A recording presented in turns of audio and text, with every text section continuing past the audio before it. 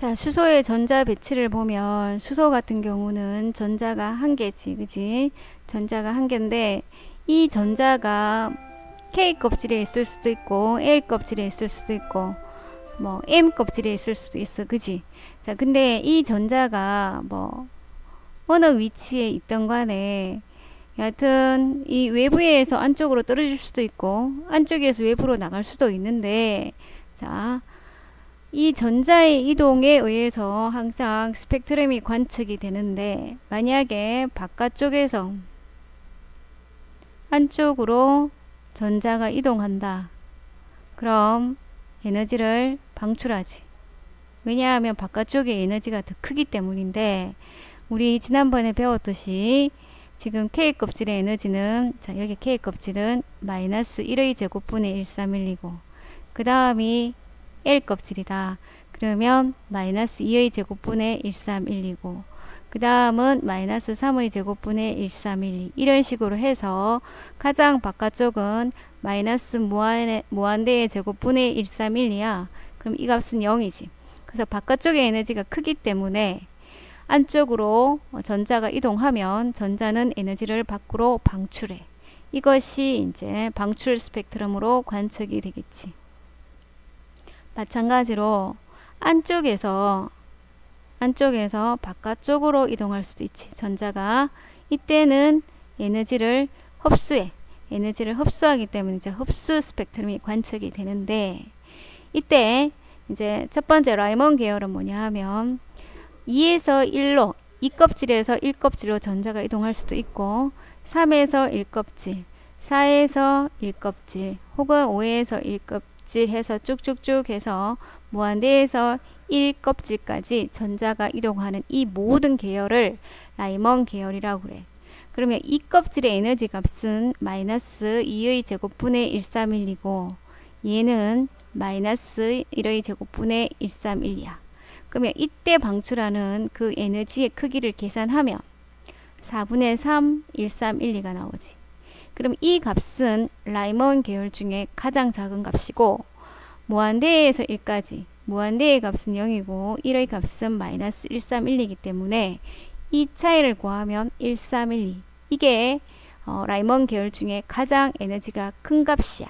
자, 그래서 얘를 이렇게 해서 스펙트럼으로 나타내면, 자, 여기가 2에서 1, 여기가 3에서 1, 여기가 4에서 1, 이런 식으로 전자가 떨어지는 게 점점점 간격이 이렇게 간격이 좁아지고 촘촘해지고 마지막에 이제 무한대에서 1이야. 그러면 이쪽이 파장이 짧아. 파장이 길지. 에너지가 작고. 그럼 이쪽은 에너지가 크지. 에너지가 크고 파장은 짧지. 자, 그러면 여기는 아까 에너지 값이 4분의 3, 131이야. 이 파장에 해당하는 에너지는, 이 파장에 해당하는 에너지는 1312. 자, 같은 방법으로 발머를 해보면, 발머 같은 경우는 전자가 3에서 2, 4에서 2, 5에서 2, 6에서 2 등등 해서 무한대 2까지 떨어진 이 계열을 모두 통틀어서 말하는데, 예를 들어, 자, 이게 스펙트럼인데 여기가 3에서 2까지 떨어질 때 에너지야. 빨강이 실제로 보이지. 그 다음에 주황은 안 보이고 초록이 보인단 말이지. 그러니까 우리가 빨주노초 파남보이긴 한데 수소의 선 스펙트럼에서는 초록을 볼 수 있어. 초록. 그래서 4에서 2는 초록. 그 다음에 파랑.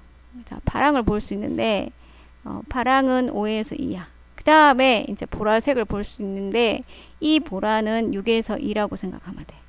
이처럼 점점 간격이 좁아지고 그 다음서부터는 색을 볼 수가 없어. 색을 볼 수 없는데 자외선이지. 색을 볼 수 없기 때문에 자외선인데 점점 간격이 이렇게 좁아지다가 이게 무한대에서 2라고 하자. 그러면 이것이 발모에서 에너지가 가장 작은 값이기 때문에 마이너스 9분의 1에서 빼기 마이너스 4분의 1 이렇게 1312를 해봐. 그러면 36분의 5 1312가 나와. 그 다음에 얘 같은 경우는 4분의 1 1312가 나오는데 발모에서 가장 큰 값이지.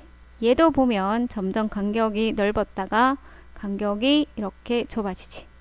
에너지는 여기가 가장 작고 여기는 에너지가 가장 크다. 그지?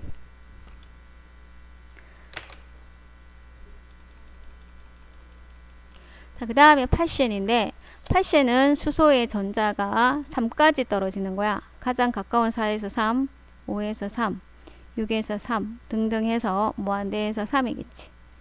자, 그래서 얘가 그 스펙트럼으로 보면 가장 작은 값이기 때문에 여기가 4에서 3이야. 그 다음에 여기 간격을 좀 넓게 해서 5에서 3 점점 줄여 6에서 3 줄이고 7에서 3 이런 식으로 해서 쭉쭉쭉 간격이 엄청나게 좁아지지. 여기는 마지막은 무한대에서 3이야. 그래서 파시엔 계열은 적외선 계열이거든. 그래서 에너지가 가장 작고 얘는 그 적외선 계열 중에는 에너지가 가장 커. 9분의 1 1312야. 얘 같은 경우는 마이너 16분의 1에서 마이너 9분의 1을 빼. 그러면 6, 9, 14, 144분의 7이가 7, 1312 해서 파생 계열 중에서는 에너지가 가장 작아. 그 다음 에너지 비가 있는데 자, 에너지 비는 자, 어떻게 하느냐 하면 예를 들어 지금 파션에서 그대로 볼게. 파션에서 자 1번과 2번의 에너지 비를 물었어. 그럼 그대로 하면 돼. 9분의 1 대 144분의 7 하면 돼. 그 다음 파장비를 묻지. 파장비는 이 값을 역수하면 돼. 이런 식으로. 그래서 에너지 비와 진동수 비는 비례해.